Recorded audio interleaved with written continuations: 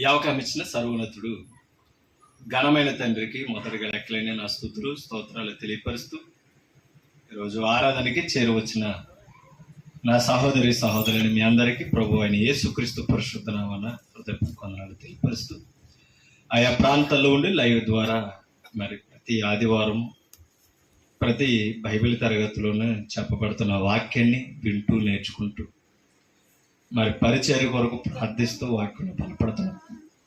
ప్రతి ఒక్కరికి తాడిపొరు క్రీస్తు సంఘం నుంచి హృదయపూర్వక వందనాలు తెలియపరుస్తూ ప్రార్థన చేసుకుని మనం వాక్య పరిచర్యలోనికి వెళ్తాం. మరొకసారి కళ్ళు మూసుకొని ప్రార్థనలోకి వచ్చాం. ప్రార్థన. సర్వోన్నతుడు సర్వశక్తిమంతుడు పరమందాసుడు అయిన తండ్రి, మీ పరిశుద్ధ నామానికి స్తోత్రాలు స్తుతులు తెలియపరుస్తున్నాం. మమ్మల్ని ప్రేమించి ఈ ఉదయకాల సమయంలో సంఘములో కూడి ఆత్మతో సత్యముతో సంఘము ద్వారా ఆరాధించడానికి మాకు ఇచ్చిన యోగ్యతకి స్తోత్రాలు తండ్రి. మరి నిత్యము మీరు ఆరాధనకు పాత్రలు తండ్రి. మేము ఆరాధించే యథార్థతను పరిశుద్ధతను కలిగి వాక్యానుసారంగా మిమ్మల్ని ఆరాధించగలిగిన హృదయాలు ప్రసాదించమని అడుగుచున్నాం తండ్రి. వచ్చిన మమ్మల్ని అందరినీ జ్ఞాపకం చేసుకుని పవిత్రమైన హృదయాలు, పవిత్రమైన ఆలోచనలు, తలంపులు మాకు మీ సన్నిధిలో దయచేయండి. క్రమశిక్షణ ఇవ్వండి. మరి చెప్పబడుతున్న తండ్రి పరిశుద్ధ వాక్యాన్ని మేము హృదయంతో తండ్రి హత్తుకొని మనస్ఫూర్తిగా విని నేర్చుకుని అర్థం చేసుకుని గ్రహించుకుని మరి తండ్రి మా మదిలో ఉన్న ప్రతి లోపాన్ని పాపాన్ని తొలగించుకుని మా ఆలోచనలు మా ప్రవర్తన సరిదిద్దుకుని తండ్రి మీకు ఇష్టలుగా మేము నడవగలిగిన నిర్ణయాలు మాకు దయచేయండి. మా బ్రతుకులో మేము చేస్తున్న ప్రతి పనిలో మీకు మహిమ తెచ్చే జీవితాలు మాకు ఇవ్వండి. మేము చేసి ప్రతి అపరాధాన్ని మందించండి. ప్రతి కీడు నుంచి మమ్మల్ని తొలగించండి. శక్తి గల వాక్యాన్ని సాత్వికముతో అంగీకరించే హృదయాలు దయచేయండి. మీ సన్నిధికి రాని వారు ఎందరో ఉన్నారు. మీ మాటలు విలువ తెలియని వారు ఎందరో ఉన్నారు. ఆ విలువను మాకు ఇచ్చారు. కాపాడుకుంటూ మీ వాక్యాన్ని ఇనే సమయంలో మేము సద్వినియోగం చేసుకుంటూ జ్ఞానం కలిగి నడుచుకునే అవకాశాలు దయచేయమని చెప్తున్న నన్ను బలపరిచి మీ పరిశుద్ధాత్మ సహాయము సహకారాన్ని దయచేయమని వినుచున్న ప్రతి ఒక్కరిని ఆత్మీయంగా బలపరిచి వినగలిగిన చెవులు, గ్రహించే హృదయాలు దయచేసి మీ వాక్యాన్ని మా హృదయంలో ఫలింపజేసి విలువైన సంగతులు ఈరోజు మమ్మల్ని మరి నేర్పించి ఆత్మీయంగా బలపరిచి స్థిరపరిచి నడిపిస్తారని మైక్ శబ్దం ద్వారా వింటున్న వారిని లైవ్లో తండ్రి మరి ఆ ప్రాంతంలో ఉండి మీ వాక్యాన్ని ఆలకిస్తున్న ప్రతి సహోదరి సహోదరులను కూడా దీవించి ఆశీర్వదించి ఆత్మీయంగా బలపరిచి కృప చూపుతారని యేసుక్రీస్తు పరిశుద్ధ నామమును బట్టి ఈ ప్రార్థన సమర్పించి వేడుకుంటున్నాం మా కన్న తండ్రి. ఆమేన్. విలువైన దేవుని సంగతులు పరిశుద్ధ గ్రంథం నుంచి మనం నేర్చుకుంటాం. చెప్పబడుతున్న ప్రతి మాటను మీరు జాగ్రత్తగా పరిశీలన చేయాలని నేను కోరుతున్నాను. దేవుడు మనకిచ్చిన సమయము విలువైనది. ఆ సమయాన్ని మనం సద్వినియోగం చేసుకోవలసిన వారమై ఉన్నాం. కాబట్టి వాక్యాన్ని జాగ్రత్తగా విందాం. అనేకమైన మాటలను మనం నేర్చుకుని ఆత్మీయంగా బలపడతాం. దేవుడు మనకిచ్చిన సమయాన్ని సద్వినియోగం చేసుకుంటూ విలువైన దేవుని సంగతులు మనం ఈరోజు నేర్చుకోవడానికి ప్రయత్నించాలి. దేవుడు మనకిచ్చిన అవకాశం మనం ఏ వాక్యము దేవుని మనసును మాకు నేర్పిస్తుంది గనక మనం ఏ మాటలైతే వింటున్నామో ఆ మాటల ద్వారా దేవుని ఉద్దేశాలను ఎరగవలసిన వారు నేను. దేవుడు ఎప్పుడు కూడా తన భక్తులను విడనాడేవాడు కాదు. ప్రతి ఒక్కరి హృదయాన్ని ఆయన ఎరిగినవాడు. ఆయనకి రహస్యమైనది ఏది లేదని దేవుడు లేఖనముల ద్వారా మనకి వినిపించిన విధానాన్ని ఎరిగినవారు. అయితే దేవుడు కోరుకునేది యథార్థమైన భక్తి. ఆయన అనుసరించగలిగిన భక్తి రెండు. మనం ఎప్పుడు గమనించాలి, దేవుడు మన జీవితాన్ని పరీక్షించేవాడు, మన హృదయాలని పరిశోధన చేసేవాడని మనం గ్రహించాలి. కాబట్టి ఏ పరిస్థితుల్లో ఆయన పరీక్షించినా మనం ఆయన పనిలో నిలబడాలి తప్పగానే వెనకే పడిపో. ఆ పరీక్షలో మనం దేవునికి దూరం అయిపోకూడదు. ఎందుకంటే యోబు జీవితం మనకి నిదర్శనం. అపవాది దేవుని గురించి మాట్లాడి యోబుని నాకు అప్పగించు, నీ ముఖం ఎదుటే దూషించలాగిన చేస్తానని అన్నా. అతని ప్రాణము తప్ప సమస్తము నీకు అప్పగిస్తున్నానని చెప్పినప్పుడు అపవాది ఎన్నో రీతుల్లో అపవాదిని యోబుని ఏం చేసింది? శోధించింది. అపవాది శోధన ఆయన జీవితాన్ని, కుటుంబాన్ని, సమస్తాన్ని వెంబడిస్తుంటే దేవుడు అలా పరీక్షిస్తూ చూస్తాడు, వదిలేలా. ఆయన ప్రాణాన్ని ముట్టొద్దామని అన్నాడంటే యోబు జీవితానికి చాలా విలువిచ్చాడని అర్థం. అంటే ఒక మాట మనకు అర్థమవుతుంది, దుష్టుడు దేవుని నిర్ణయం లేకుండా మన దరికి కూడా రాలేడన్నది అర్థమవుతుంది. ఎప్పుడు కూడా దేవుడు మన భక్తి జీవితాన్ని పరీక్షించేవాడని గ్రహించాలి. అలా పరీక్షలో ఎంతో మంది దేవునికి లోబడిన వారిని మనం చూస్తున్నాం. ఆది కాండంలోనికి మనం వెళతాం. ఆది కాండం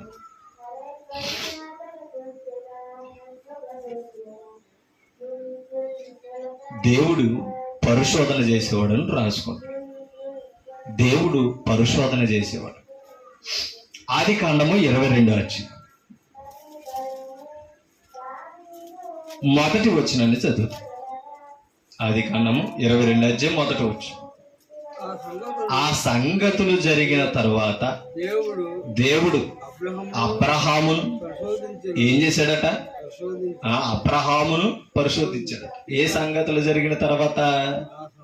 ఆ సంగతులు అంటే దేవుడు తన జీవితంలో ఇవ్వాల్సిన ఆశీర్వాదాలన్నీ ఇచ్చాడు. ఇప్పుడు పరిశోధన చేస్తాను. పరిశోధించెను. అబ్రహాముని దేవుడు ఏం చేస్తున్నాడట? పరిశోధన చేస్తున్నాడు. ఎలా పరిశోధన చేసాడో వివరిస్తున్నాడు. ఎట్లనగా ఆయన అబ్రహామా అని పిలువగా అతడు చిత్తము ప్రభువా అన్నాడట. ఎవరు? అబ్రహాం. పిలవగానే చిత్తము ప్రభు అంటే అర్థం ఏంటి? నేను సిద్ధంగా ఉన్నాను చెప్పండి అని అర్థం.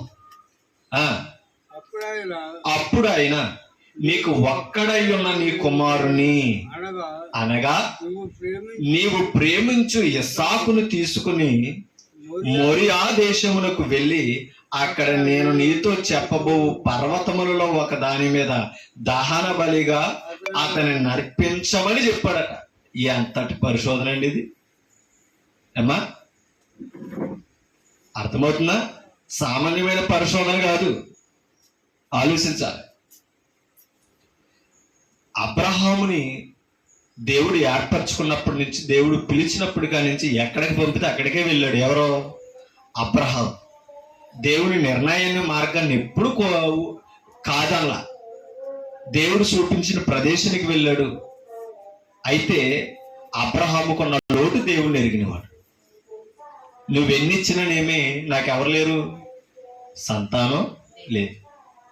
కాబట్టి నాకు విలువైనది ఏదంటే సంతానం అన్నది. లేదంటే ఎలియాజరే నా ఆస్తికర్త అని అన్నప్పుడు దేవుడు ప్రమాణం చేశాడు. ఎలియాజరు నీకు దాసుడు, కుమారుడు కాడు. నీ గర్భవాసమున అనగా సారా గర్భమున పుట్టు కుమారుడే నీకు వారసుడు అవుతాడు అన్నాడు. 100 ఏళ్లకి కుమారుడు పొందాడు. ఎవరు? అబ్రహాం. 74 ఏళ్ళలో ప్రమాణం చేయబడ్డాడు. ఎవరి చేత? దేవుని చేత. ఓకేనండి. ఎవరు పుడతారని నీకు? కుమారుడు పుడతారు. 100 ఏళ్ళకి ఎవరు పుట్టారు? ఇస్సాకు పుట్టారు.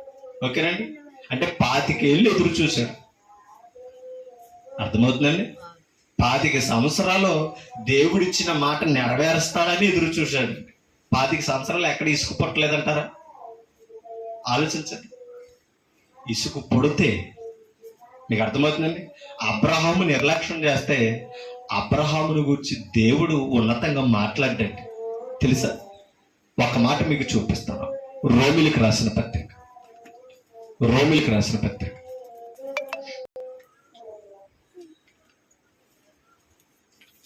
తీశారు. 4వ అధ్యాయము రోమపత్రిక. ఈ వచనం ఎందుకు చూపిస్తున్నానంటే అబ్రహాము యొక్క విశ్వాస జీవితాన్ని పరిశుద్ధులకి జ్ఞాపకం చేస్తున్నాడండి. రోమిలకు రాసిన పత్రిక 4వ అధ్యాయం 19వ వచనాన్ని చదువుతాం. మరియు అతడు విశ్వాసమందు బలహీనుడు కాక ఎవరో అబ్రహాము విశ్వాసం ఉంది ఎవరు కాదట. మనం ఎలా ఉండాలి ఇప్పుడు పాత నిబంధనలో? ఓకేనండి, దేవుడు దూతల ద్వారా బయలుపరచబడిన ధర్మశాస్త్ర వాక్యాన్ని నిన్న వీరే ఏమా ఎలా ఉన్నారట? బలవంతుడిగా ఉన్నాడట. దేంట్లో అమ్మా? విశ్వాసంలో బలవంతుడిగా ఉన్నాడు. రమారమి 100 వయసు వాడై ఎవరో అర్థమైంది. ఇప్పుడు రమారమి అంటే ఇంచుమించులు 100 ఏళ్ల దగ్గరకు ఉన్నాడట. 100 వాడయ్యుండి వయసు గలవాడయ్యుండి అప్పటికి తన శరీరము మృతతోల్యమైనట్టు సారా గర్భమును మృతాతుల్యమైనట్టును ఆలోచించెను గాని. అంటే దాని అర్థం ఏంటి? పురుష ధర్మం నిలిచిపోయింది అబ్రహాముకి, స్త్రీ ధర్మం సారాకి నిలిచిపోయింది. శక్తి లేదు. 100 ఏళ్ల వయసులో శరీరం ఎలా ఉంటుందండి? మీకు అర్థమైందా? మృతతోల్యమైనట్టు అంటే మన దేహం మీద బట్టలాగా ఏలాడుతుంది తోలు. మీకు అర్థమవుతుంది. 100 ఏళ్ళ ముసలోళ్ళు చూస్తాం. ఇప్పుడు 100 ఏళ్ళు ఎందుకు, 70 ఏళ్ళు 75 ఏళ్ళు వచ్చిన వాళ్ళు మనం చూస్తుంటే ఎలా ఉన్నాం? రూపురేఖలే మారిపోతుంది. అవునంటారు కదండి. ఆలోచించండి. అటువంటి మృతతోల్యమైనంటే గర్భాన్ని ధరించే శక్తి ఇరువురికి కూడా లేదట, శరీరమును బట్టి చూస్తే. చూడండి ఇప్పుడు ఆ మాట అంటే దాని అర్థం ఏంటి? ఆ వయసులో కూడా ఏం కలగలేదు ఆయనకి? దేవుని మాటలో అపనమ్మకం కలగలేదట. నువ్వు 100 ఏళ్ళ కుమారుని పొందుతావు, నీకు దేవుడు కంపల్సరీ గర్భ ఫలం ఇస్తాడని దూత చెప్పిన అబ్రహాము సందేశించలేదట. ఆ మాట చూడండి. అవిశ్వాసం వలన దేవుని వాగ్దానమును గురించి ఎవరో దేవుడు వాగ్దానం ఇచ్చి నీ కుమారుని ఇస్తానని సందేహపడలేదట. విశ్వాసం అనుకున్న బలం అదండి. ఎప్పుడు కూడా మనం విశ్వాసం ఎలా కొనసాగుతుందంటే అనుమానం. సందేహం అంటే అర్థం ఏంటి తెలుసా? అనుమానం. అడిగాను, చేస్తాడు, చేయడు. ప్రార్థించాం, నెరవేర్చాడు, నెరవేర్చాడు. నేను 4 నుంచి వెళ్తాం, ఏమిచ్చాడు ఆశీర్వాదం అనేది ఆలోచన చేస్తాం. సందేహాలతోటే మన జీవితాన్ని గడుపుతాం. కింద చదువుతాం. సందేహింపక ఎవరో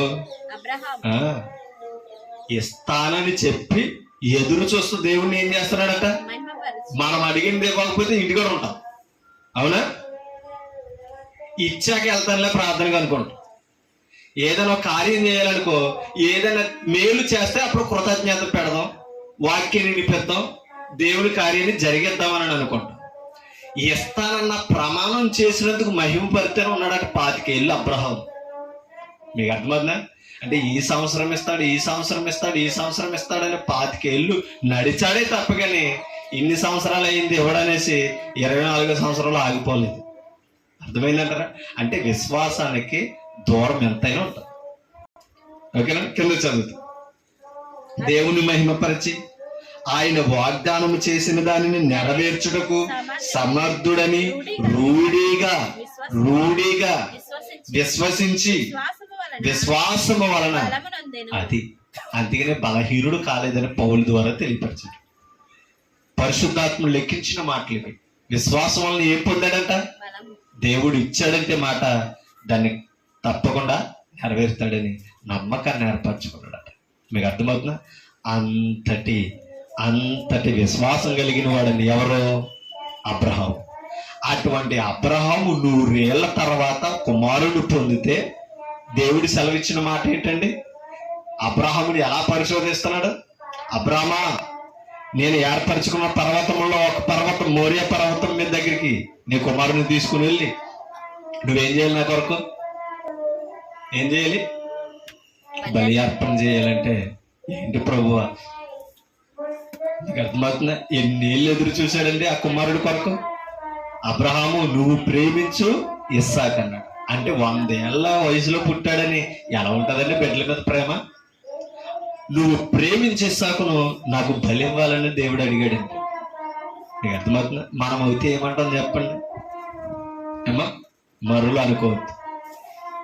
మనల్ని ఆశీర్వదించి బలమిచ్చి శక్తినిచ్చి, అవునా, వారమంతా కష్టపడి ధనాన్ని ఆశీర్వదిస్తుంటే కానుక వేయడానికి గుప్పులు బిగింతమ్మా. మరో అనుకోవద్దు సుమా. మన అనుసరతలు మన పరిస్థితులు ఏం చేస్తే తెలుసా? హృదయం బలంగా ఉన్న చెయ్యి వెనకలాగేస్తుంది. మీకు అర్థమవుతుందా? కుమారుని ఎలా ఇచ్చేసాడండి మరి? విశ్వాసానికి ఉన్న బలం అది. మన విశ్వాసంలో బలహీనులమయ్యామనుకోండి, దేవునికి ఇచ్చే ప్రాధాన్యతలో మనం బలహీనులమైపోతాం. అందుకని విశ్వాసాన్ని బలపరుచుకోవాలి. విశ్వాసం కొలసి పత్రికలు అంటాడు, విశ్వాసమందు ఎలా ఉండాలట? స్థిరులుగా ఉండాలి, కదలని వారిగా ఉండాలి. ఆ స్థిరత్వం ఉన్నది కాబట్టి దేవునిలో అబ్రహాముకి ఏమడిగినా ఆఫ్టర్లుగా కనిపించింది. అర్థమైందా? యోబుకి ఎంతమంది పిల్లలు పోయారండి అమ్మా? ఎంతమంది పిల్లలు చనిపోయారు? 7 కుమారులు 3 కుమార్తెలు, 10 మంది సంతానం చనిపోయారండి. ఎవరి పరిశోధన? దేవుని పరిశోధన. ఓకేనా? మందలు కోల్పోయాడండి, ఆస్తులు కోల్పోయాడండి. అసలు ఆ ఊజు దేశంలో యోబు కంటే ధనవంతుడు లేడట. అన్ని పోయినా ఏమంటున్నాడండి? యెహోవా ఇచ్చెను, యెహోవా తీసుకును, యెహోవా నామమునకే మహిమ కలుగును. అసలు ఎంత సున్నితమైన మనసు అండి వాళ్ళని. 10 రూపాయలు ఎక్కడైనా జారి పడిపోతేనే ఎంతమందిని శపించేస్తామో మనం. అవునా? పోన్లే, చేయి జారిందంటే దేవుడు ఎవరికి అవసరం వచ్చి చేయి జారించాడు, ఇంకో మార్గాన్ని ఇస్తాడని మనం ఎదురు చూస్తామా? చూడం. జారేసుకున్నది మన ఆయన ఎవరికి దొరికేస్తుందని దొరుకును తిడతాం మనం ఇంటికి వచ్చి. అవునా కదా? చెప్పండి మీరు. అంటే దీనిని బట్టి ఒక మాట మనం అర్థం చేసుకోవాలి సుమా. మరి 10 మంది బిడ్డలు పోగొట్టుకొని 10 మంది బిడ్డలని దేవుడు తీసేసుకుంటే యెహోవా ఇచ్చిన మాట ఎలా మాట్లాడగలిగాడని యోబు? కేవలం విశ్వాసంలో ఉన్న బలం. మరలా ఇంకెంత తగ్గించుకున్నాడు తెలుసా? నేను తల్లి గర్భముల నుంచి దిగంబరిగా వచ్చింది, పోయినప్పుడు దిగంబరిగా పోతాను, ఏది నాది కాదన్నది. అవునట్టు కాదండి? గర్భఫలం ఇంకా కలగలేదని దేవుని దగ్గరికి రానోళ్ళు ఉన్నారండి. ఉన్నవాళ్ళని తీసేసుకున్నా సరే దేవుణ్ణి వదలనంటున్నాడు యోబు. అవునే కదా అమ్మా? ఉన్నవాళ్ళని తీసేసుకుంటుంటే దేవుడే నాకు కావాలి, నువ్వేమిస్తే అదే నాకు కావాలి, నువ్వేం తీసుకుంటే నాకు అదే ఇష్టం అని అన్నాడు యోబు. మరి ఇక్కడ అబ్రహాము నీ కుమారుడు నువ్వు ప్రేమించే ఇస్సాకును నాకు ఇచ్చేయాలనంటే ఏంటి ప్రభువా, ఇది అసలు న్యాయమేనా? నువ్వు వాగ్దానం చేశాడే, 25 సంవత్సరాలు ఎదురు చూసానే, మా స్థితి ఏంటో నీకు తెలిసే, మళ్ళీ ఇప్పుడు అడుగుతూ న్యాయమా? నీకు ఇస్తే మళ్ళా మేము పొందగలమా అన్న ఆలోచన రావచ్చు. అబ్రహాం ఏం చేశాడు చూడండి, 3వ వచనం లేదు, 3వ వచనం. తెల్లవారినప్పుడు అబ్రహాము లేచి తన గాడిదకు గంత కట్టి తన పనివారిలో 2 తన కుమారుడకు ఇస్సాకును వెంట పెట్టుకుని దహన బలి కొరకు కట్టులు చీల్చి లేచి దేవుడు తనతో చెప్పిన చోటికి వెళ్ళేను. ఎంత అద్భుతమైన మాట అండి. తెల్లవారి ఆయన మాట ఇచ్చాడు, తెల్లవారిగానే లేచి ఏం చేశాడట? తన గాడిదకు గంట కట్టి సిద్ధపరిచేస్తున్నాడు. తన పనివారిని పిలిచి తన కుమారుణ్ణి ఏర్పరచుకుని దేవుడు కోరుకున్న మోరియా పర్వతం దగ్గరికి వెళ్ళిపోయాడండి. ప్రేమించినా సరే వెళ్ళిపోయాడండి. ఎవరు అడిగారు? దేవుడు అడిగాడు. మీకు అర్థమవుతుందా? 25 సంవత్సరాలు చూసిన విశ్వాసం ఇంకా బలవంతుడే తప్ప బలహీనుడు కాదు. అలా తోడుకొని వెళ్ళిపోతుంటే మీకు అర్థమవుతుందా? ఒక మాట మీకు చూపిస్తాను. 7వ వచనం చదువుతుంది. ఇస్సాకు తన తండ్రి అయిన అబ్రాహాముతో నా తండ్రి అని పిలిచాడట. పిలిచెను, అందుకు అతడు ఏమి నా కుమారుడా అని. అప్పుడు అతడు నిప్పులు కట్టెలు ఉన్నవి గాని దహన బలికి గొర్రె పిల్ల ఏదని అడిగాడట. ఎంత లౌక్యమో, ఎంత జ్ఞానమో చూడండి. ఎక్కడ కూడా పరీక్ష. మీకు అర్థమైతే ఇక్కడ కూడా పరీక్షించాడు. ఎవరో? దేవుడు అబ్రహాముని. ఏమని పరీక్షించాడు? 100 ఏళ్ళ కుమారుని ఇస్తే నాకు ఇచ్చేమని పరీక్షించాడు. ఏమన్నా గాడిదకి గంట కట్టి పనివారిని కుమారుని తీసుకుని వెళ్ళిపోయాడు మోరియా పర్వతానికి బలిచ్చేయడానికి కుమారుని. మరలా మార్గంలో కుమారుడు అడుగుతున్నాడట, నాయనా కట్టెలున్నాయి, నిప్పు ఉంది, అన్ని సిద్ధంగా ఉన్నాయి, దహన బలికి గొర్రె పిల్ల లేదని తండ్రి అని అడిగాడట. అసలు ఏమని చెప్తాడండి తండ్రి? అసలు నువ్వే గొర్రె పిల్లవని చెప్పగలరా? ఆలోచించండి. అది అంత నలిగిపోద్దండి గుండె. ఓకేనా? ఏది గొర్రె పిల్ల ఏదని అనగానే చూడండి 8వ వచనం, అబ్రహాము కుమారుడా, చూడండి, అబ్రహాము నా కుమారుడా, దేవుడే దహన బలికి గొర్రె పిల్లను చూచుకొనునని చెప్పాడు. ఎవరికి అప్పగించాడు దేవుడు? అబ్రహాము. నువ్వేరా దేవుడు అడుగుతున్నాడు, ఆయన ఇచ్చాడు, ఇచ్చేస్తున్నాను అని అనలా. దేవుడు చూసుకుంటాడు. అది జ్ఞానయుక్తమైన మనసు. ఇక అర్థమవుతుందా? కుమారుణ్ణి వదిలేలా, దేవుడిని ద్వేషించలా. ఏమన్నాడు తెలుసా? దహన బలికి గొర్రె పిల్లని ఎవరు చూసుకుంటారో దేవుడే చూసుకుంటాడు. ఒక మాట 11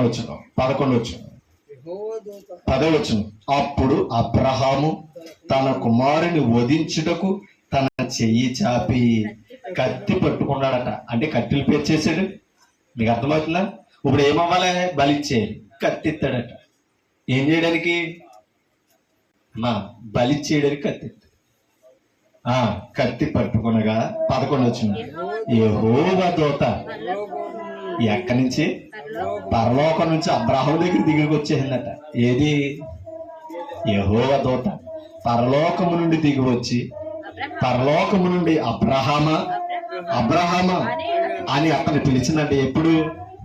కత్తెట్టేసుకున్నాడట.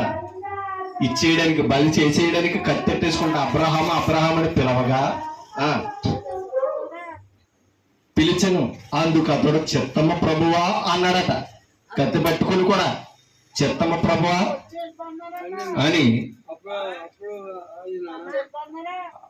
కింద చదువు 12 వచనం. అప్పుడు ఆయన ఆ చిన్నవాని మీద ఏమంటున్నాడు? మాట్లాడుతున్నది ఎవరు చెప్పండి? దేవుడే, మరొకరు కాదు. ఓకేనా? దేవుని దూత వచ్చింది, దేవుని మాట ఇది. ఏమంటున్నాడు దూత? ఆ చిన్నవాని మీద బలిచ్చేయమన్నాడుగా. చెయ్యి వేయకుము, అతనిని ఏమీ చేయకుము, నీకు ఒక్కడై ఉన్న నీ కుమారుని నాకియ్య వెనుతీయలేదు కనుక. మీకు అర్థమవుతా? ఎవరికి ఇవ్వడానికి ఇష్టపడ్డాడు?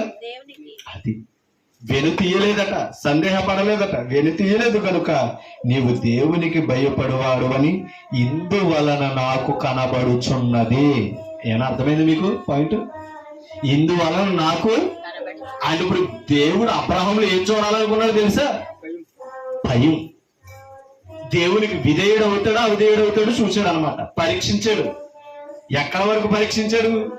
గొంతు మీదకి కత్తెత్తేదాకా పరీక్షించాడు. అవునా కాదా? ఎక్కడే సందేశించాడు. కారణం ఏంటనుకున్నారు? దేవుని మీద ఉన్న అపారమైన ప్రేమ. మీకు అర్థమవుతుంది? దేవుని మీద ఉన్న అపారమైన నమ్మకం, విశ్వాసం. అసలు దేవుడి పనులు మనం ఎప్పుడు బలహీనలు కాకుండా ఉండాలి అంటే మన విశ్వాసాన్ని స్థిరం చేసుకో. దేవుడు ఎక్కడ పనులు పరీక్షిస్తాడో తెలియదు. ఆ చిన్నవాడిని ఏమి చేయగలన్నాడో మీకు అర్థమవుతుందా? ఆ చిన్నవాడిని ఏమి చేయకు. ఇంకా చెప్పాలంటే దేవుడి దృష్టిలో బలిచ్చేయడం హృదయపూర్వకంగా అంతే. అది గొర్రె పిల్లని యెహోవా చూసుకుంటాడు అన్నాడు చూసారా? అప్పుడు పొదలో గొర్రె పిల్ల కనపడ్డది అబ్రహాముకి. ఎవరికి అర్పించాడు? అది దేవుని నిర్ణయం. ఓకేనండి? అందుకనే అబ్రహామును దేవుడు పరిశోధించాను. ఫెయిల్ అవ్వలా. ఏమయ్యాడు? పాస్ అయ్యాడు. అందుకబట్టి క్రొత్త నిబంధనలో సాక్ష్యంగా ఉన్నాడు. ఒక మాట మీకు చూపిస్తాను. ద్వితీయోపదేశకాండం 33 వచ్చి ద్వితీయోపదేశకాండం 33 వచ్చి తీసారా? 8వ వచనం చదువు. 33 అధ్యాయం 8వ వచనం. లేవిని గూర్చి ఇట్ల నేను నీ తుమ్మిము నీ ఉరిము నీ భక్తునికి కలవు. మీకు అర్థమవుతుందండి? ఉరిము తుమ్మిము ద్వారా దేవుడు న్యాయం తీర్చేవాడంటే ఇశ్రాయేలు కాలంలో. నీ ఉరిము తుమ్మిము నీ భక్తునికి కలవు. మస్సాలో నీవు అతన్ని పరిశోధించితివి. దేవుడు ఏం చేశాడంట? ఎక్కడ? మస్సాలోయలో ఏం చేశాడంట? నీవు అతన్ని, ఎవరిని? అంటే దాని అర్థమే లేవి గోత్రాన్ని పరిశోధన చేశాడట. ఆ పరిశోధనలో వారి ఫెయిల్యూర్ అవలా. 17 అధ్యాయం ఇదే నిర్గమకాండం 17 అధ్యాయం 7 వచ్చింది చదువుదు. నిర్గమకాండం 17 చూడండి. 17 అధ్యాయం 7 వచ్చింది. అప్పుడు ఇశ్రాయేలీయులు చేసిన వాదమును బట్టి, మీకు అర్థమవుతుందా ఏమా? ఏం చేశారట? వాదం. అప్పుడు ఇశ్రాయేలీయులు చేసిన వాదమును బట్టి యెహోవా మన మధ్యన ఉన్నాడో లేదో అని వారు యెహోవాను శోధించుటకును. ఎవరు శోధించారట? అసలు దేవుడు ఉన్నాడా లేదా మన మధ్యన, మనకు తోడుగానని అనుకుని ఏం చేశారట? అలా శోధించారట. శోధించుడని బట్టి అతడు ఆ చోటికి, అతడు అంటే ఎవరు? మోషే. ఆ చోటికి మస్సా అనియు మొరీబా అనియు పేర్లు పెట్టాడట 2 స్థలానికి. మస్సా అంటే అర్థం ఏంటి తెలుసా? శోధించుడు. దేవుణ్ణి ఏం చేశారంట తెలుసా? అక్కడ పుట్టెంకేశాడు మస్సా. దేవుణ్ణి ఏం చేశారట? అసలు ఎవరు శోధించాలి అమ్మా? దేవుడు పరిశోధన చేస్తుంటే శోధన వేరు, పరిశోధన వేరు.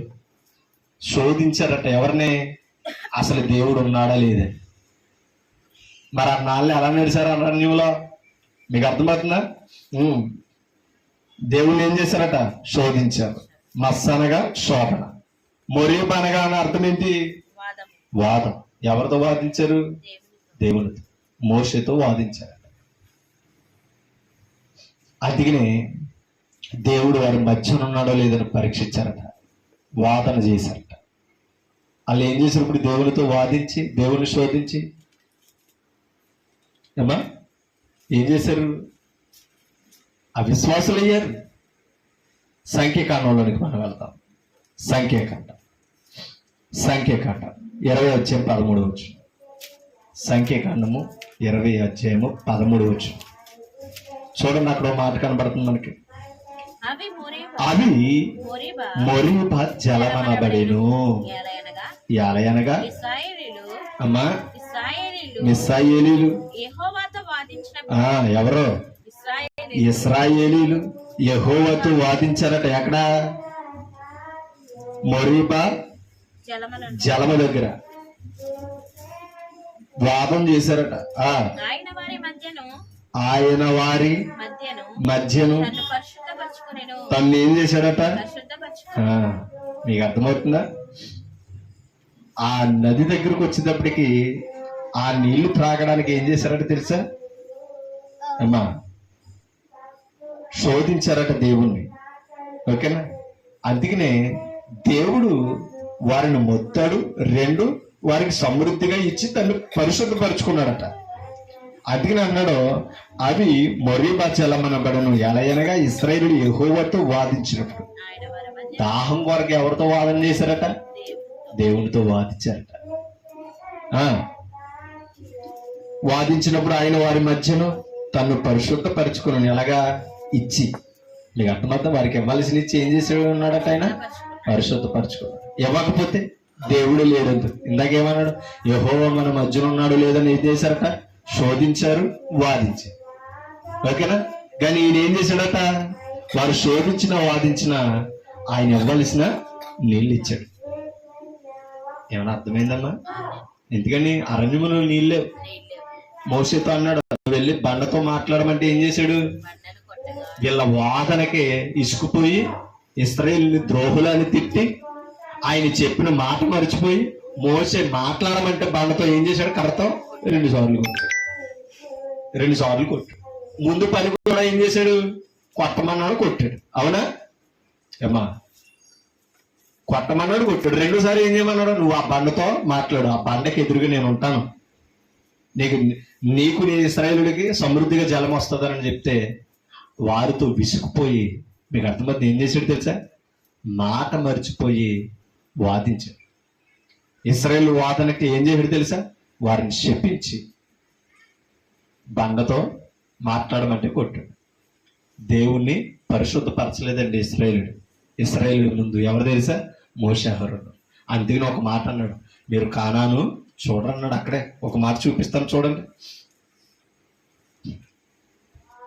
ఒకసారి 8వ వచనం, నీవు నీ కర్రను తీసుకుని నీవును నీ సహోదరుడైన అహరోనును ఈ సమాజమును పోగు చేసి వారి కన్నుల ఎదుట ఆ బండతో మాట్లాడమని అవి నీళ్లు నిచ్చును.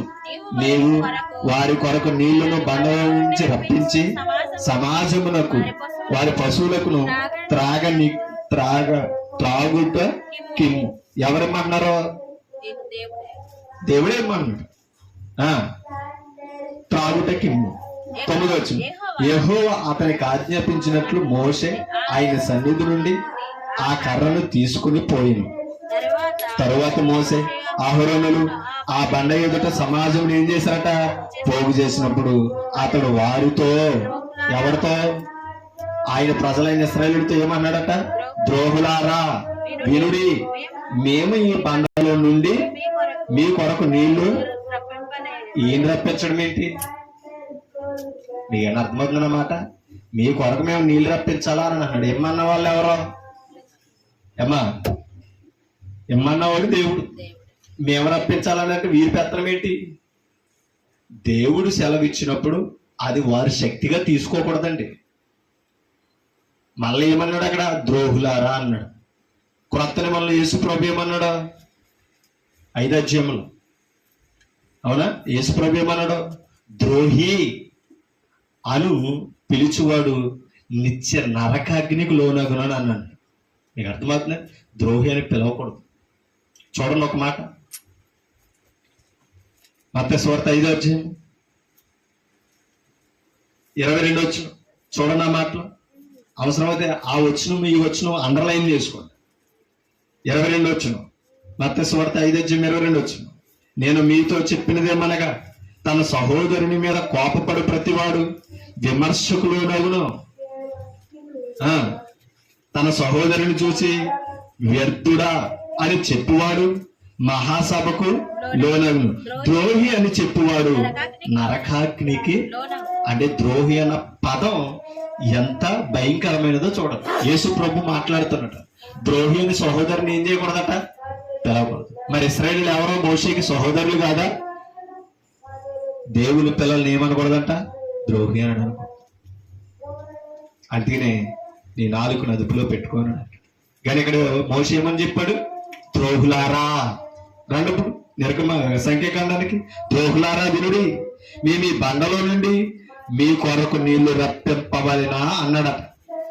అప్పుడు మోషే తన చెయ్యి ఎత్తి 2 మారులు తన కర్రతో ఆ బండను కొట్టి, నీకేం అర్థమైనా? ఏం చేశాడట? దేవుని మాట మర్చిపోయాడండి కోపంతో. ఆలోచించండి. 2 మారులు ఆ బండను ఏం చేశాడట? కొట్టగా నీళ్లు సమృద్ధిగా ప్రవహించాను. ఏమని అర్థమైంది? వాళ్ళని దేవుడు ఏమన్నాడు? మాట్లాడితే వస్తాయని చెప్పాడు. ఈయన ఏం చేశాడు? ఇశ్రాయేలును తిట్టి ఏం చేశాడు? కొట్టాడు. అసలు దేవుడు ఏం చేయాలి చెప్పండి? రూల్ ప్రకారంగా నీళ్లు రాకుండా చెయ్యాలి. ఎందుకని? ఆయన మాట్లాడమన్నది ఒకటే, చేసింది ఒకటి. కానీ అలా చేశాడు అనుకోండి, ఇశ్రాయేలులు ఆయన పరిశుద్ధతను గుర్తించం. అర్థమైందా? ఎందుకని?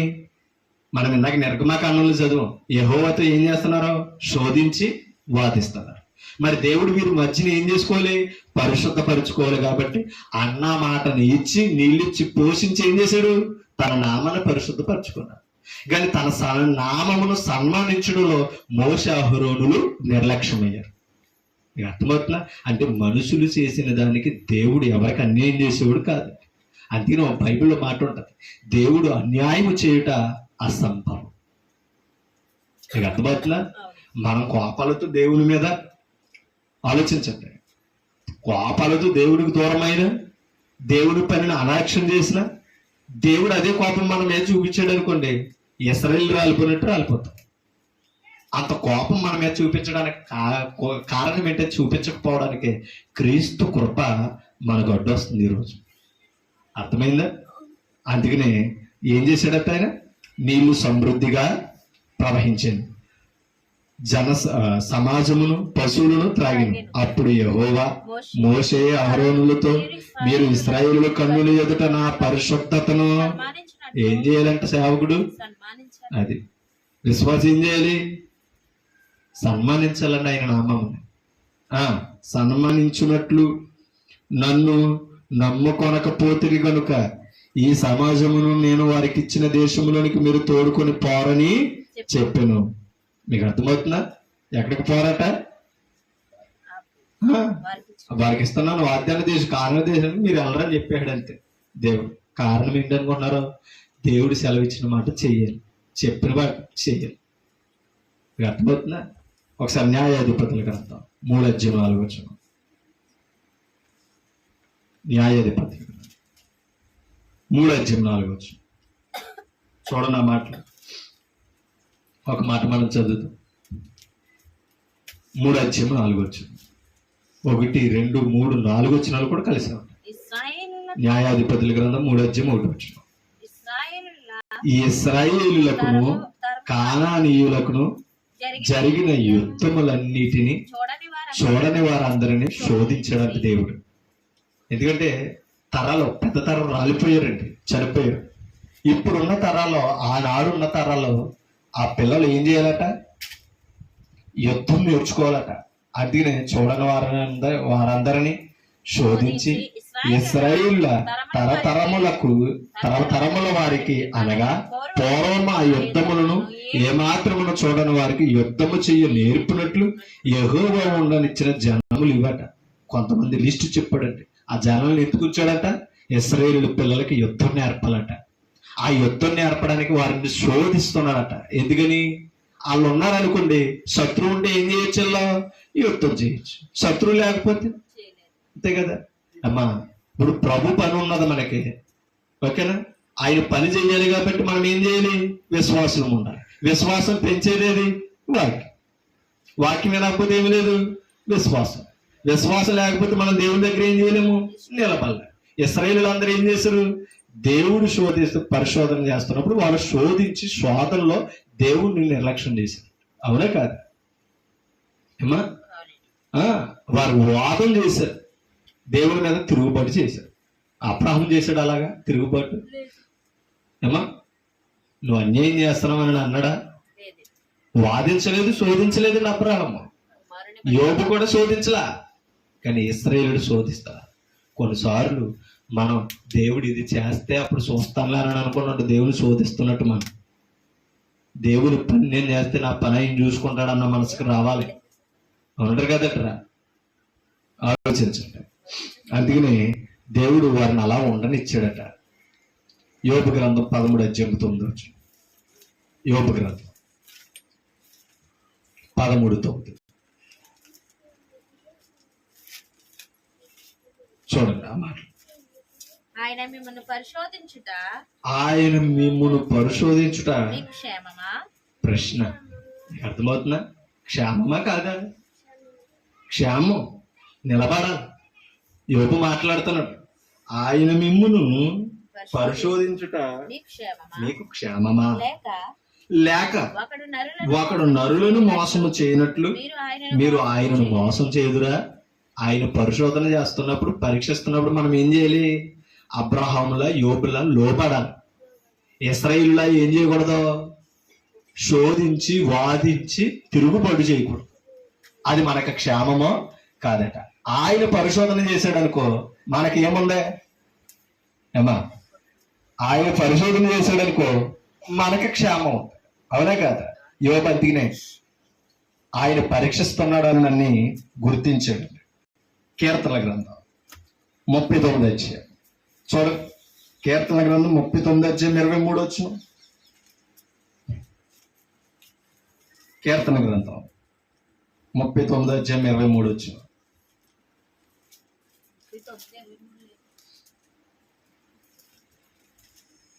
క్షమించి 139. 139. 139:23 కీర్తన. దేవా నన్ను పరిశోధించి, దేవా నన్ను పరిశోధించి నన్ను పరిశోధించి పరిశోధించి నా హృదయమును నా హృదయమును. తెలుసుకునుము. అంటే మీకేం అర్థమైందా? పరిశోధనలో ఏం చూస్తున్నాడు దేవుడు? అమ్మా, పరిశోధనలో దేవుడు చూస్తున్నాడు. దేవుడు తెలుసా? హృదయాన్ని. అర్థమైందా? దేన్ని చూస్తున్నాడట? హృదయాన్ని. అందుకని దావీదు అడుగుతున్నాడు, దేవా నన్ను పరిశోధించి నా హృదయమును తెలుసుకో. ఇప్పుడు పరిశోధనలో అబ్రహాము హృదయం ఎలా ఉందో తెలుసుకున్నాడా లేదా? నువ్వు యెహోవాకు భయపడు అని ఇందును బట్టి నేను గుర్తిస్తాను. అంటే ఇప్పుడు మనల్ని ఎందుకు పరిశోధన చేస్తున్నాడు తెలుసా? మన హృదయాన్ని తెలుసుకోవడానికి. ఆయన మన హృదయం నిబ్బరంగా ఉందో లేదో పరీక్షిస్తున్నాడు అనమాట. నిబ్బరంగా లేదనుకో స్టాండర్డ్ చేసుకోవచ్చు ఆయన పరిశోధన. నన్ను పరిశోధించి నా హృదయమును తెలుసుకునము, నన్ను పరీక్షించి నా ఆలోచనలను తెలుసుకునము. అక్కడ ఒక మాట అన్నాడు చూడండి, అద్భుతమైన పదం. నీకు ఆయాసకరమైన మార్గము నా ఎందున్నదేమో చూడుము. బా, ఆ పరిశోధనలో నా హృదయాన్ని ఒకసారి చూడు, పరీక్షిస్తున్నా కదా. నీకు ఆయాసకరమైన మార్గం అంటే అర్థం ఏంటి? నీకు అవమానము తెచ్చి అపకీర్తి తెచ్చే మార్గంలో నేను ఉంటే గనక, ఓకేనా? నీకు ఆయాసకరమైన మార్గము నా ఎందున్నదేమో చూడుము, నిత్య మార్గమున నన్ను నడిపించు. అంటే అర్థం ఏంటి? నువ్వు కోరిన మార్గంలో నన్ను నడిపించవయ్యా. నువ్వు నిర్దేశించిన మార్గాన్ని నేను విడిచిపెట్టాను ఒకసారి పరిశోధన చేయని దావీదు దేవునికి ఆ మనవి చేస్తాడు. 17 ఇదే కీర్తన 3 17 అండర్లైన్ చేసుకోండి ఈ మాటలు, అద్భుతమైన పదాలుగా. ఏర్పాటు చేయము 17:3 అండి. కీర్తనలోనే 17:3. రాత్రి వేళ నీవు నన్ను దర్శించి. ఎవరో? దేవుడు. రాత్రి వేళ నీవు నన్ను దర్శించి నా హృదయమును పరిశీలించితివి. నీకు అర్థమవుతుందా? అంటే ఆయన పరిశోధన చేయడానికి, పరిశీలించడానికి సమయంతో పని లేదు. నీకు అర్థమవుతుందా? రాత్రి వేళ నీవు నన్ను దర్శించి నా హృదయమును పరిశీలించితివి. మన పడకల మీద ఎలా ఉంటామో కూడా చూస్తున్నాడు. నీకు అర్థమవుతుందా? అలాంటి రోడ్డు మీద తిరుగుతుంటే చూడ, ఇవాళ ఆరాధన సమయం ఇప్పుడు 8 గంటలకి. మనం ఎక్కడ ఉంటున్నామో, దేవుని వదిలేసి ఎక్కడ తిరుగుతున్నామో చూడ్డా.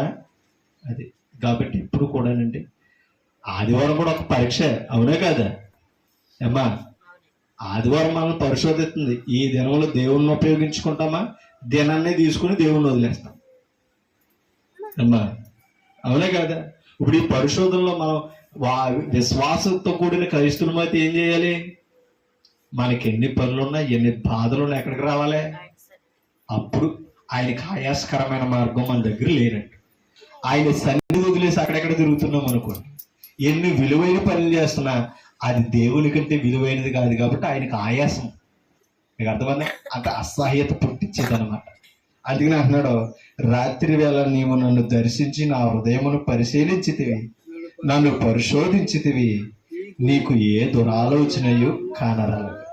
దానికి చెప్పుకుంటాడు, మన హృదయంలో ఏ దురాలోచన ఉండకూడదట. ఎప్పుడు దేవుడు పరిశోధన చేస్తాడు.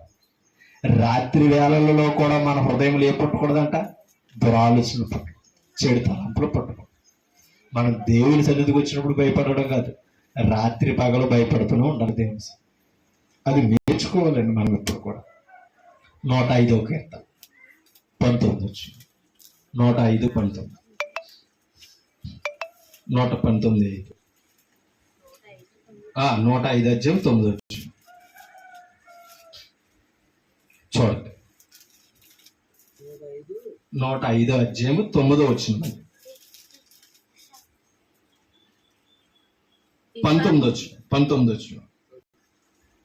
అతడు చెప్పిన సంగతి నెరవేరు 105:19 అతడు చెప్పిన సంగతి నెరవేరు వరకు యెహోవా, చూడండి, యెహోవా వాక్కు అతన్ని పరిశోధించుచుండెను.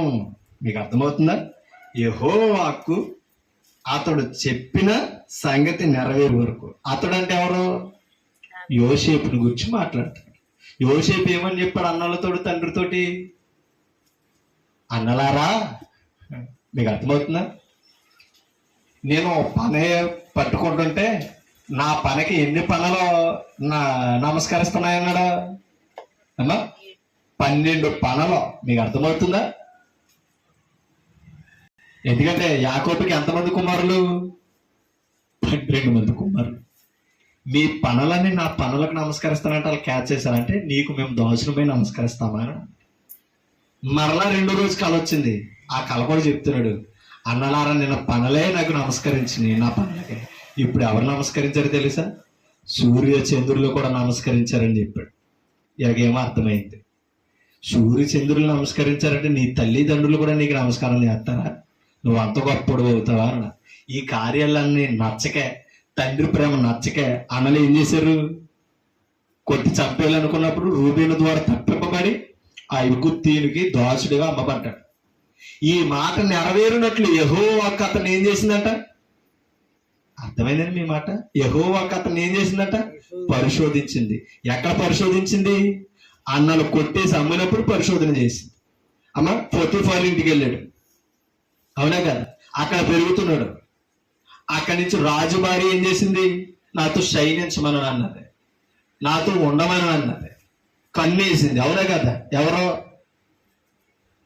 భార్య, అవునా కదా? రాజు భార్య ఏం చేశాడు?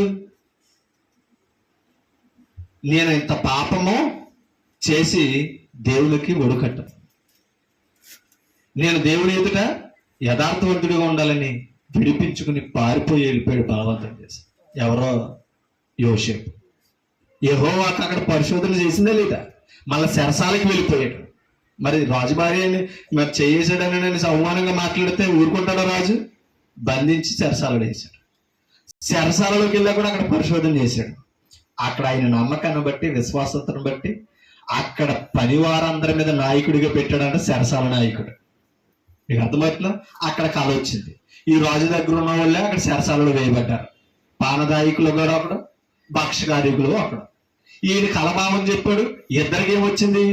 ఒకడు ఉద్యోగం ఇస్తాడు, రాజకీయాన్ని అందిస్తావు యథావిధిగా నువ్వు. తర్వాత నువ్వు 2వ వాడు ఏమవుతాడు అన్నాడు? నువ్వు సమాజం ఎదుట వృత్తి ఇబ్బంది పడతావు, అందరూ చూస్తుంటే కానీ చనిపోతావు అన్నాడు. అలాగే జరిగింది. యోసేపు చెప్పినట్టు. మీకు అర్థమవుతుందా? అక్కడి నుంచి ఎక్కడికి వచ్చాడు? ఆ కలభావం చెప్పడానికి మరలా రాజు కళ వస్తే ఆ కలభావం అర్థం అవ్వకపోతే అప్పుడు మరలా యోసేపు ఆ రాజ్యానికి తేబడ్డాడు, ఐగుప్తుకి, అవునా? ఆ రాజ్యంలో ఆ కలభావం చెప్పి ఆ కలభావం వివరించేటప్పటికి ఫరోకి అర్థమైంది, ఈ రాజ్యాన్ని నువ్వే కాపాడాలి, మా దేశాన్ని నువ్వే కాపాడాలి, నువ్వు ఏమి అవుతుందో అది చేయి, నేను ప్రధానిగా ఏర్పరిచేయనని రాజ్యాధికారం అంతా ఇచ్చేసాడు. ఏమని అర్థమైంది ఇప్పుడు? ఆ రాజ్యాధికారం ఇచ్చిన తర్వాత కానానులో ఏమొచ్చింది? ఐగుప్తులో కొరువు ఉంది, కానానులో కొరువు ఉంది. ఐగుప్తు కొరువును తప్పించడానికి ఏం చేశాడంటే యోసేపు ఆ 7 సంవత్సరాల పంటను నిల్వ చేసేసాడంటే ధాన్యాదుల్లో. ఇప్పుడు చుట్టుపక్కల ఉన్నవారు అందరూ కొరువుతో అలవాటేస్తుంటే ఐగుప్తులో ధనం ఉన్నదని తెలిసి వస్తున్నారనమాట. అది యాకోబుకి వినబడినప్పుడు ఏం చేశాడు? కుమారులను అందరినీ పంపించాడట. చిన్నోడిని సిమియోనుని దగ్గర పెట్టుకుని కుమారులందరినీ పంపించాడు. మీకు అర్థమవుతుందా? అలా అందరినీ పంపించినప్పుడు అక్కడ అప్పుడు అన్నగారు ఉన్నాడు అనమాట. ధాన్యం కొంతకి వెళ్ళినప్పుడు అన్నగారు యోసేపు గుర్తించాడు, కానీ తమ్ముడు అన్నలు గుర్తించలే. వాళ్ళని పరిశోధన చేశాడు. మళ్ళా వాళ్ళ ధాన్యపు పోట్లలో వాళ్ళ రోకలు పెట్టి వెనక పంపించేసి మీరు వేగులు వారని పరిశోధన చేశాడు.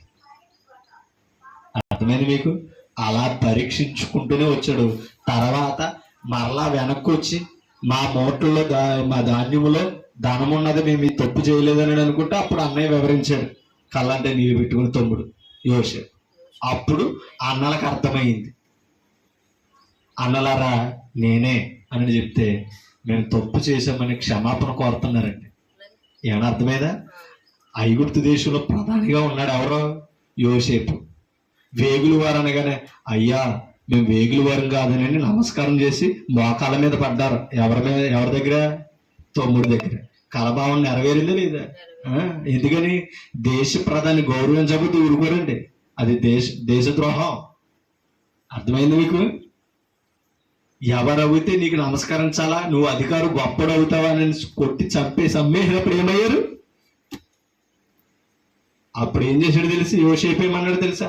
అన్నలారా, మీరు అన్యాయము చేయలేదు, మీకంటే ముందుగా నన్ను ఇక్కడ దేవుడే నడిపించడు. ఎందుకు తెలుసా? ఈ కొరువులో మీ ప్రాణములను కాపాడడానికి దేవుడు నన్ను ఇక్కడికి నడిపించాడని వాళ్ళు చేసిన ద్రోహాన కూడా దేవుని మేలుగా చూపించాడండి. ఎవరో? యోసేపు. అంటే యెహోవాకు పరీక్షించుకుంటున్న పరిశోధన చేస్తూనే వచ్చిందా లేదా? ఎక్కడ యోసేపు ఏం చేయలేదు తెలుసా? పాపం చేయలేదు, అవకాశం దొరికింది. కారణం ఏంటి తెలుసా? యెహోవాకు భయపడేవారండి. మనం ఎప్పుడు కూడా దేవుని పేరెత్తితే భయము, భక్తి నేర్చుకోవాలి. ఎప్పటికి మన చుట్టూ ఏ చెడు కార్యాలు జరుగుతున్నా, ఎన్ని అపవాది ఉచ్చులున్నా మనం పడిపోయే అవకాశాలు ఉండవు. మీకు అర్థమైంది ఇప్పుడు? అందుకని ఇప్పుడు ఆ మాట చెప్పాడు అనమాట యోసేపుని గురించి. ఏమని చూడండి, 17 వచనం చదువుతాం. 17 వచనం, 105:17. వారికంటే ముందుగా ఆయన ఒకరిని పంపాను. ఎక్కడికే? ఐగుప్తికి. ఒకరిని పంపాను. వారు సంఖ్యల చేత యోసేపు దాసుడుగా ఎక్కడికే? ఐగుప్తికి అమ్మబడెను. వారు సంఖ్యల చేత అతని కాళ్ళు నొప్పించితిరి, ఇనుము అతని ప్రాణమును బాధించెను. అతడు చెప్పిన సంగతి నెరవేరు వరకు యెహోవా వాక్కు అతన్ని పరిశోధన చేస్తానున్నాడు. పరిశోధనలో నిలబడ్డా పడిపోయాడా? అమ్మా, పరిశోధనలో నిలబడ్డా పడిపోయాడా? కారణం ఏంటనుకున్నారు? దేవునికి లోబడ్డారు. సామెతల గ్రంథం 16:2. 16:2 సామెతల గ్రంథం 16:2. ఒకని నడతలన్నీయు నడతలన్నీయు దృష్టికి నిర్దోషముగా కనబడును. ఎలా కనబడుతున్నాయట? నిర్దోషముగానే ఒకని నడతలన్నీయు వాని దృష్టికి నిర్దోషముగానే కనబడుతున్నాయి. గాని యెహోవా ఆత్మలను ఏం చేస్తున్నాడట? యెహోవా ఆత్మలను ఏం చేస్తున్నాడట? పరిశోధన చేసేవాడట. ఒకని నడతలన్నీ వాని దృష్టికి నిర్దోషముగా కనబడును. యెహోవా ఆత్మను, ఇందాక దావీదేమన్నాడు? నన్ను పరిశోధించి తెలుసుకుని నా హృదయమును పరీక్షించు, నీకు ఆయాసకరమైన మార్గం ఉన్నదేమో చూడను. హృదయాలను, ఆత్మలను పరిశోధన చేసేవాడు ఎవరో?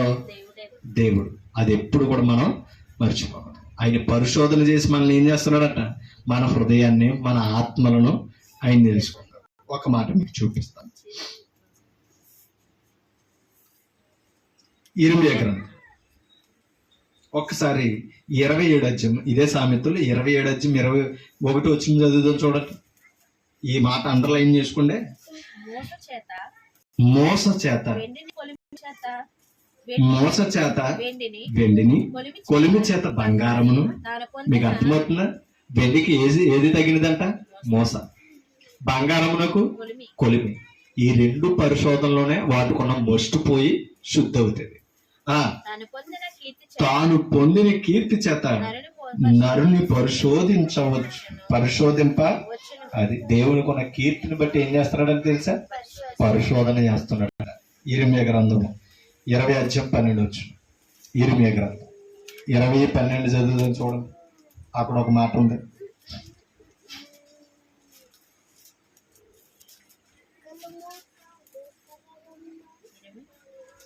20:12. సైన్యములకు అధిపతియగు యెహోవా నీతిమంతులను. అబ్రాహాము నీతిమంతుడే కాదా? పరిశోధించాడే లేదా? చెప్పండి అమ్మా. యోబు నీతిమంతుడే కాదా? యథార్థవంతుడు, నిందారహితుడు, యెహోవా యందు భయభక్తులు కలిగి చెడుతనాన్ని విసర్జించాడని అపవాదితో చెప్పిన దేవుడే. ఆయన ఏం చేశాడు? పరిశోధన చేశాడు. యోసేపు ఎవరు? అమ్మా, యోసేపు ఎవరు? నీతిమంతుడే కాదా? అవసరమైతే అమ్మబడడానికైనా ఒప్పుకున్నాడు, కానీ అన్నలను ద్వేషించలేదు. చెరసాలకు వెళ్ళడానికైనా ఒప్పుకున్నాడు తప్ప, కానీ పొతిఫరు భార్యతో తప్పు చేయడానికి ఇష్టపడ్డాడు. అవునట్టు కాదండి? కేవలం నీతి అంటే. నీతి తప్పించిందా, బంధించిందా? బంధించిందని అనుకున్నారు. బంధకాల్లో నుంచి దేవుడు విడిపించాడు. అందుకనే యెహోవా నీతిమంతులను పరిశోధించువాడవు నీవే. ఎవరు పరిశోధన చేస్తున్నారట? దేవుడే. కాబట్టి ఎప్పుడు కూడా ఆ విషయాలను మనము అర్థం చేసుకోవాలి. దేవుడు పరిశోధన చేస్తున్నాడు. యెషయా గ్రంథం 28:16 యెషయా గ్రంథం 28:16 అక్కడ ఒక మాట కనబడుతుంది చూడండి. ప్రభువకు యెహోవా ఇలాగు సెలవిచ్చుచున్నాడు. ప్రభువకు యెహోవా ఎలాగూ సెలవిచ్చుచున్నాడో సియోనులో పునాదిగా రాతిని వేసిన వాడవు వాడను. దేవుడు చెప్తున్నాడు యెషయాతో, సియోనులో పునాదిగా రాతిని వేసిన వాడును నేనే. పునాది రాయిని కూడా దేవుడు ఏం చేశాడంటే తెలుసా? పరిశోధించకుండా రాయి వేయలేదట. ఆ రాయి ఎవరనుకుంటున్నారు? క్రొత్త నిబంధనలో బండానని అన్నాడు క్రీస్తు. మీకు అర్థమవుతుందా? ఆ క్రీస్తును కూడా పరిశోధించి బండగా వేసాడట. క్రీస్తును కూడా పరిశోధించాడు. అవునే కదా ఏమా? దేవుడు పరిశోధన చేశాడు. శరీరంలోనికి వచ్చాడు. దేవుడు పరిశోధన చేశాడు. ఎక్కడ అపవాదికి వంగల, దేవునికి అవమానం తేలా, దేవుడు చెప్పిన పని చేసి దేవునికి మహిమ తెచ్చి దైవత్వాన్ని నిరూపణ చేసుకున్నాడండి ఆయన. అర్థమైందా? అందుకని అది పరిశోధింపబడిన రాయి, అమూల్యమైన తలరాయి, బహు స్థిరమైన పునాది అయిన మూలరాయి అయిన విశ్వసించువాడు ఏమవడట? యెషయా గ్రంథం 28:16 యెషయా గ్రంథం 28:16. అందుకనే సియోనులో పునాదిగా రాత్రిని వేశాడట. ఆ సియోను యెరూషలేము. ఓకేనండి. ఆ ఆదిమ సంఘ స్థాపన గురించి, క్రీస్తు పునాది గురించి అక్కడ మాట్లాడాడు. ఓకేనా? పరిశోధించకుండా దేవుడు ఏ పని చేస్తారా? రోమిలికి రాసిన పత్రిక 8:27 రోమిలికి రాసిన పత్రిక 8:27 అక్కడ ఒక మాట కనబడుతుంది చూడండి. 8:27 రోమపత్రిక చూడండి. మరియు హృదయములను పరిశోధించువాడు దేవుడు ఏం చేస్తున్నాడట? హృదయాలను పరిశోధించువాడు ఆత్మ యొక్క మనసు ఎట్టుదో, ఈ ఆత్మ యొక్క మనసు ఏదో, అది అంటే ఆత్మలో ఏముందో తెలుసుకోవడానికి హృదయాన్ని ఏం చేస్తున్నాడంట ఆయన? అది విశ్వాసకున్న పరీక్ష. నీతిమంతులమే మనం ప్రభుని దైన మనల్ని ఏం చేస్తున్నాడు? పరీక్షిస్తున్నాడు. ఎక్కడ మనం పడిపోకూడదు సుమా. ఏదో ఎరుగును ఏలయనగా ఆయన దేవుని చిత్త ప్రకారము పరిశుద్ధుల కొరకు విజ్ఞాపనము చేయుచున్నాడు. ఎవరు ఆయన అంటే? ఆయన ఏలయనగా ఆయన దేవుని చిత్త ప్రకారము పరిశుద్ధుల కొరకు విజ్ఞాపనము చేయొచ్చు. ఎవరైనా పరిశుద్ధాత్మల గురించి మాట్లాడుతున్నాడు. 26 మనందరి పక్షాన పరిశుద్ధాత్ముడు తండ్రి దగ్గర ఏం చేస్తున్నాడని తెలుసా? విజ్ఞాపన చేస్తున్నాడు. ప్రార్థన ఎలా చేయాలో నేర్పుతున్నాడట. అందుకని మన హృదయమును ఆత్మ యొక్క మనసు ఎటుదో తెలుసుకోవడానికి ఆయన చేస్తున్న కార్యాలు. పరిశోధనలో మన హృదయం ఆయనకి తేలమవుతుంది, మన ఆత్మ యొక్క మనసు ఏంటో తెలుస్తుంది. కాబట్టి మనం స్థిరంగా ఉండాలి. దేవుని ఉద్దేశాన్ని నెరవేర్చే వారికి ఉండాలి, కానీ పడిపోయే వారికి ఉండకూడదు. 1 కొరింథీ పత్రిక 2:10 1 కొరింథీ 2:10 చూడండి. 2:10 మనకైతే 1 కొరింథీ 2:10 మనకైతే దేవుడు వాటిని తన ఆత్మ వలన మీకు అర్థమవుతుంది. అందుకని ఆత్మ మనం దేవుని దగ్గర ఎలా ఉండాలో నేర్పిస్తాడు. అందుకని అన్నాడు ఏమని? మనకైతే దేవుడు వాటిని తన ఆత్మ వలన బయలుపరుచున్నాడు. ఏవి? 9 దేవుడు ఏం సిద్ధపరిచాడు? కంటికి కనపడలేదట, చెవికి వినబడలేదట, మనుష్య హృదయానికి గోచరం కాలేదట. ఎవరికి అర్థమవుతున్నాయట? దేవుడు వాటిని తన ఆత్మ వలన బయలుపరుచుతున్నాడు. ఎవరికే? క్రీస్తులో ఉన్న వారికి. ఆ ఆత్మ అన్నిటిని దేవుని మర్మములను కూడా పరిశోధించుచున్నాడు. అంతు కాబట్టి దేవుని మర్మం ఏంటో మనకు అర్థమైందా? దేవుని మర్మం ఏంటి? అమ్మా, ఎఫెసీయులకు రాసిన పత్రిక 5వ అధ్యాయం దేవుని మర్మం ఏంటో చెప్తున్నాడు చూడండి. 5వ అధ్యాయం ఎఫెసీ పత్రిక తీసారా? 32 వచ్చిన ఈ మర్మము గొప్పది. ఎఫెసీ పత్రిక 5:32. అయితే ఈ మర్మము గొప్పది. అయితే నేను క్రీస్తును గూర్చి అంటే మర్మం చెప్తున్నాడు. ఆ మర్మం ఏంటో చెప్తున్నాడు. నేను క్రీస్తుని గురించి సంఘమును గురించి చెప్పుచున్నాను. అంటే ఇప్పుడు మర్మం ఎలా బయలుపాటు అవుతుందని అన్నాడు ఇందాక కొరింథీ పత్రికలో. ఆత్మ వలన దేవుని మర్మమును కూడా పరిశోధన చేస్తున్నాడంట. ఇప్పుడు మర్మాన్ని ఎలా వివరించాడు పౌలు? దేవుని ఆత్మ వలన. అర్థమైంది మీకు? ఈ మర్మము గొప్పది. ఆ మర్మం ఏంటంట? అయితే నేను క్రీస్తుని గురించి సంఘమును గురించి చెప్తున్నాను. అందుకని ఇందాక యెషయా గ్రంథంలో సియోనులో రాతిని పునాదిగా వేసిన వాడును నేనే, అది పరిశోధింపబడిన రాయి, అది మూలరాయి, తలకు మూలరాయి. ఏంటది? క్రీస్తు అనే బండ. ఆ బండ మీద సంఘాన్ని కట్టాడు అనమాట. మీకు అర్థమైందా? అది పరిశోధించాడు, సంఘాన్ని పరీక్షించాడు. ఇప్పుడు సంఘాన్ని పరిశోధన చేస్తున్నాడు, సంఘంలో ఉన్న పరిశుద్ధులు పరిశోధన చేస్తున్నాడు. ఈ మర్మం ఈయనకి ఎలా అర్థమైంది? ఆత్మ వలన బయలుపడ్డాయి. అర్థమైంది మీకు? అందుకనే మనం ఎప్పుడు కూడా గ్రహించాలంటే దేవుని ఆత్మ దేవుని సంగతులను మనకి బయలుపడి చేస్తుంది. అందుకని ఈ మర్మము గొప్పది. అయితే నేను క్రీస్తుని గురించి సంఘముని గురించి చెప్తాను. పైనుంచి చదివితే భార్య భర్తల సన్నివేశాన్ని వివరిస్తాడు. భార్య స్థానంలో సంఘాన్ని పెట్టి, భర్త స్థానంలో క్రీస్తుని పెట్టి వారికి ఉన్న పవిత్రతను వివరిస్తున్నాడు. అయితే ఇది మర్మము. భార్య భర్తల గురించి నేను ఉద్దేశించి చెప్పినది ఏంటంటే మర్మము. ఆ మర్మం ఎవరంటే క్రీస్తుని గురించి సంఘముని గురించి చెప్తున్నాడు. భార్య భర్తల గురించి చెప్పలా. భర్త స్థానంలో ఎవరున్నారో క్రీస్తున్నాడు. అంటే ఇప్పుడు స్త్రీకి శిరస్సు అంటే ఇప్పుడు క్రీస్తు ఏమై ఉన్నాడు? సంఘానికి శిరస్సు అయినాడు. భార్య ఏమై ఉన్నది? శరీరమై ఉన్నది పురుషుడికి. అర్థమైందా? అదేంటి అన్నాడు? ఆయన సంఘము అన్నాడు. ఇది మర్మము. ఓకేనా? పరిశుద్ధులు అందరినీ ఏం చేస్తున్నాడు? ఆయన పరిశోధన చేస్తున్నాడు, పరీక్షిస్తాడు. మనం ఎప్పుడు పరిశోధన ఏం చేయాలి? నీతిమంతులుగా ఉండాలి, విశ్వాసులుగా ఉండాలి. దేవుని మనసులో దేవుడు పరీక్షించినప్పుడు మన మనసులో ఏముండకూడదట? దోషారోపణ ఉండకూడదు, ఏ చెడు ఉండకూడదు, దేవునికి ఆయాసం తెచ్చే మార్గంలో మనం ఉండకూడదు. దేవుని ఉద్దేశాలను నెరవేర్చిన నీతిమంతులు పరిశోధన ఎందరో తేలారు. అవునే కాదు? యేసు ప్రభువును పరిశోధన చేశాడు, నీతిమంతుడిగా నిలబడ్డాడు. శరీరంలో ఉన్న దేవుని ఉద్దేశాన్ని నెరవేర్చి పరలోకానికి వెళ్ళాడు. సంఘాన్ని పెట్టాడు. ఇప్పుడు మన పరిశుద్ధపరచబడిన మన అందరి హృదయాలను ఆయన పరిశోధన చేస్తాడు. మన హృదయంలో ఎప్పుడు ఏముండకూడదు? కాపటం ఉండకూడదు. మన హృదయం ఎప్పుడు ఎలా ఉండాలి? ఆయన చిత్తాన్ని తెలుసుకుని ఆయన ఉద్దేశాన్ని నెరవేర్చే వారిగా ఉండాలి తప్పని ఎన్ని కష్టాలు ఎన్ని బాధలు వచ్చిన దేవుని మనం వదలకూడదు. దేవుని పరిశుద్ధతలో మనం ఎదుగుతూ ఆయన పరీక్షల్లో నీతిమంతులుగా ఎదుగుతూ అండి ఆయన చిత్తాన్ని నెరవేర్చేవారిగా ఉండాలని నన్ను నేను హెచ్చరించుకుంటాను. మిమ్మల్ని హెచ్చరిస్తూ ఓపికగా మీ అందరికీ హృదయపూర్వక వందనాలు తెలియపరుస్తున్నాను. Thank you.